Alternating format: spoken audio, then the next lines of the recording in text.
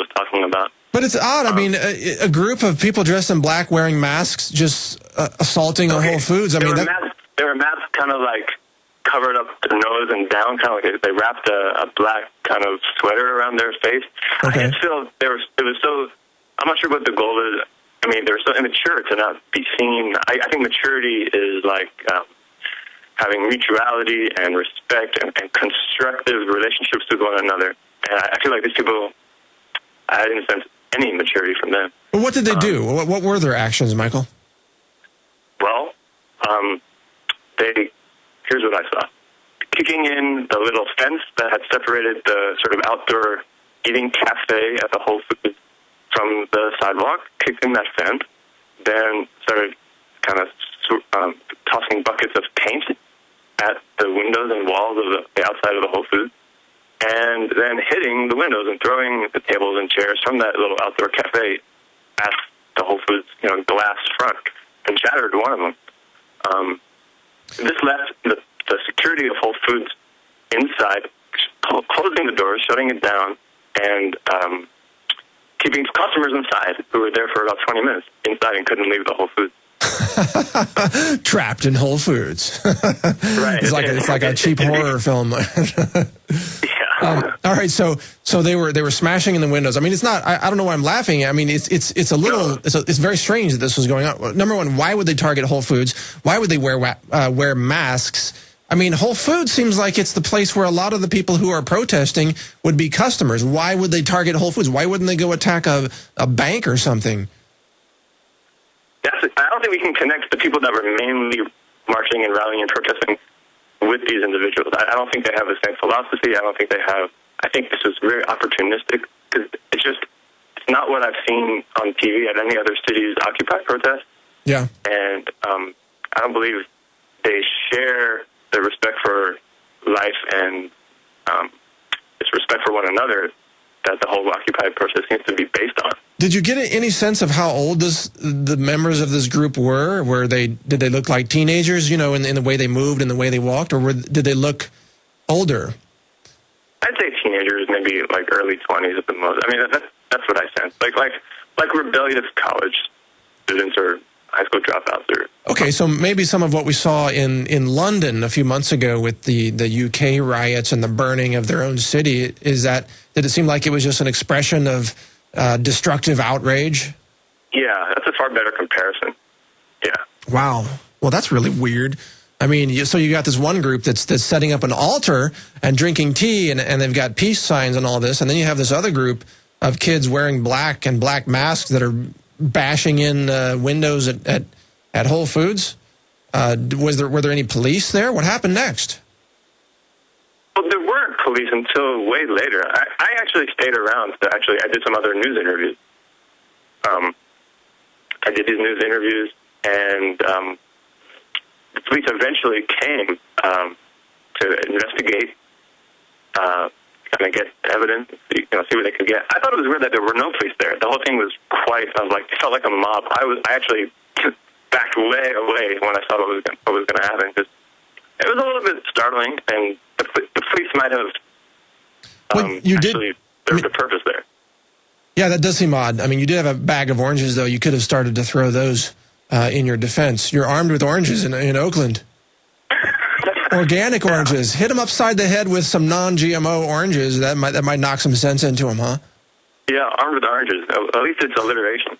Yeah. Yeah, indeed. That's what we got to do. It's like a food fight now. They smash in a window. You hit them with some celery bunches right over the head. So that way you're stalking them. You see how that works? Oh, right.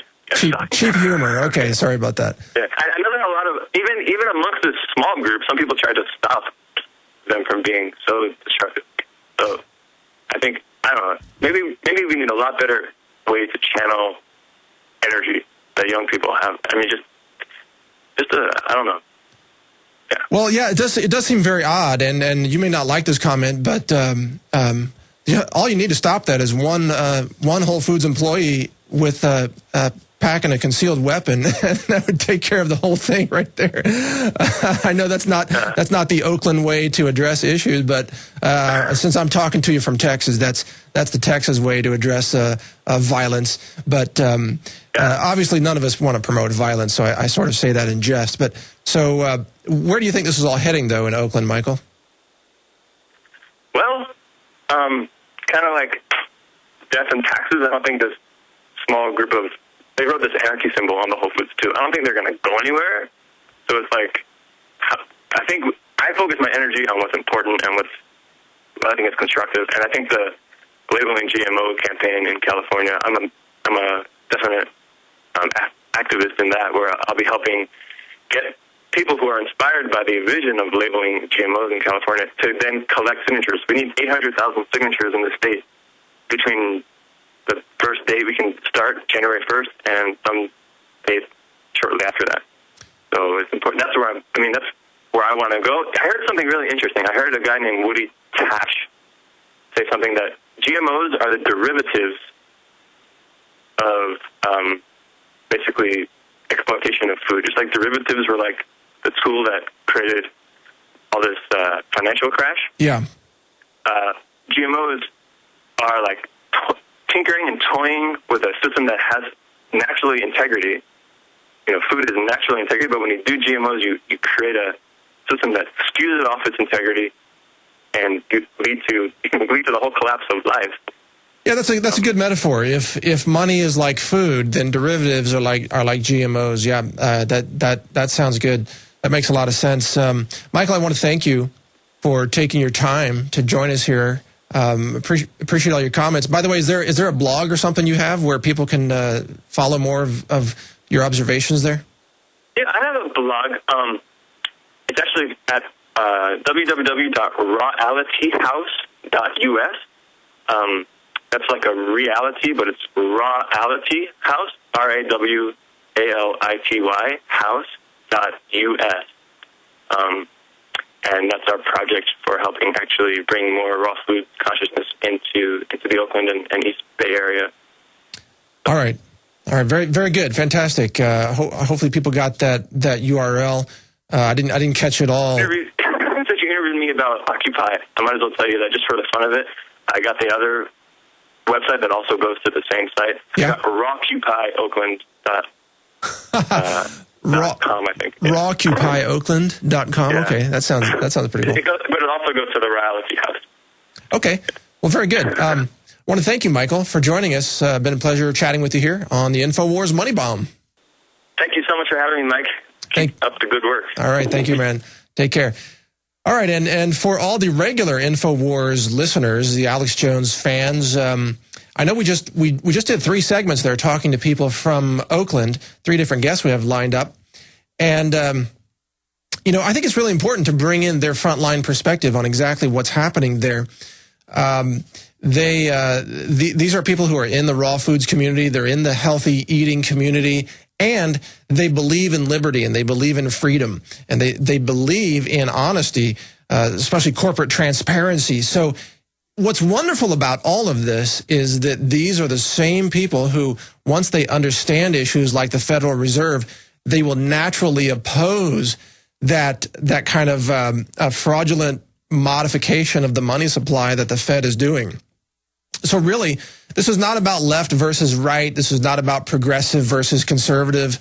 This is about really reality versus the fictions that the corporations and the controllers and the globalists are trying to weave into your heads like a mental viral infection, like a mental inoculation of a deadly cognitive meme of sorts. I mean, it's really about truth versus fiction.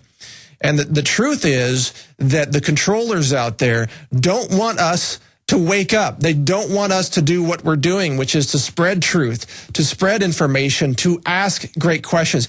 They don't want InfoWars to succeed. You can bet on that. And what better reason to go to InfoWarsMoneyBomb.com, and you can help defeat the globalists by supporting this organization and the work that it does. Again, it's a fantastic group. It's just a super dedicated group of people who are going to be here for the next just many, many hours coming up here, bringing you more great information.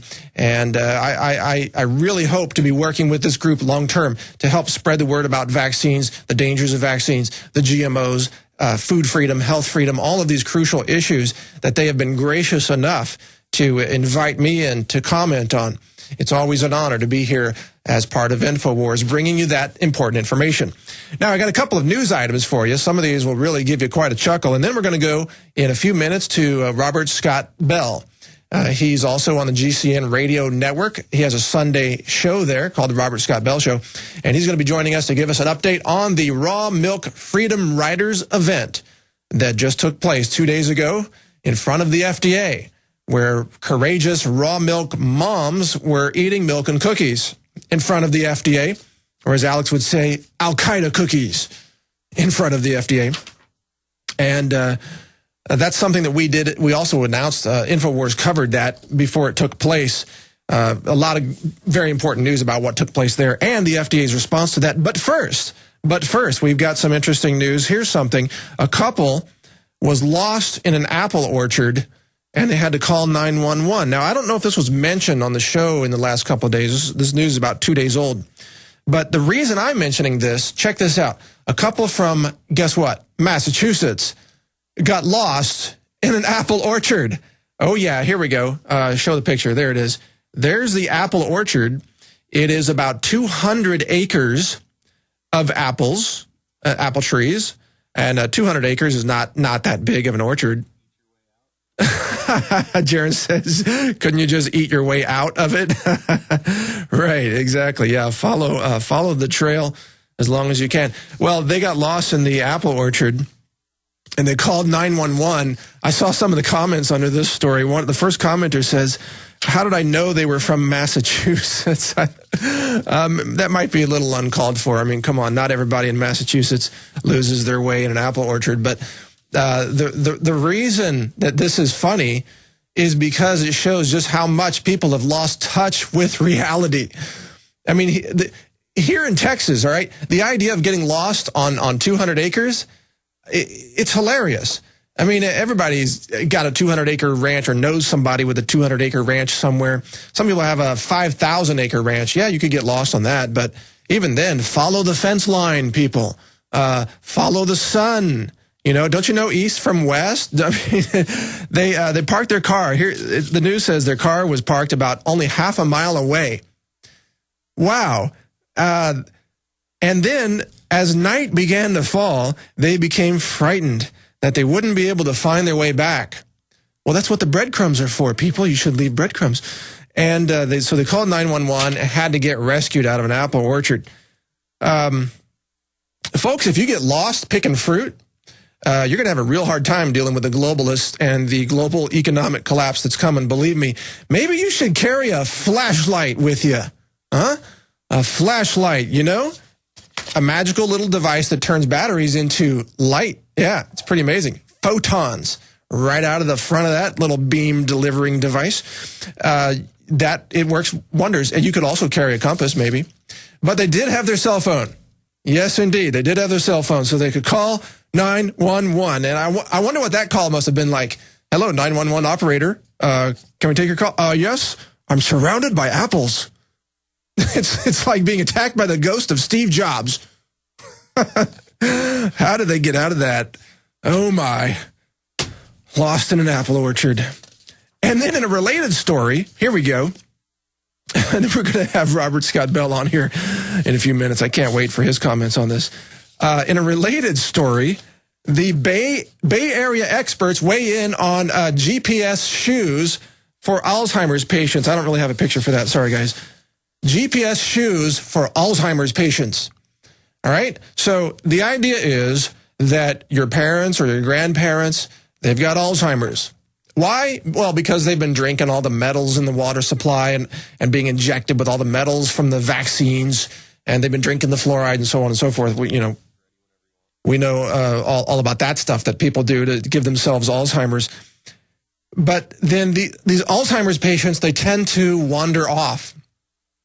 Of course, if you're this couple in the apple orchard, you don't even need Alzheimer's to do that. You just go out and start picking apples, and it's over. It's like Dementia City, I guess. But these people, these Alzheimer's patients, they wander off, and that's dangerous because they don't know where they are. Sometimes they don't know how to get back. So now they're pushing GPS shoes so that you can track them. You can bring up a website and you can say, oh, there's Grandpa. Yeah, on the corner of 4th and Main, once again, chugging shots at the Irish bar.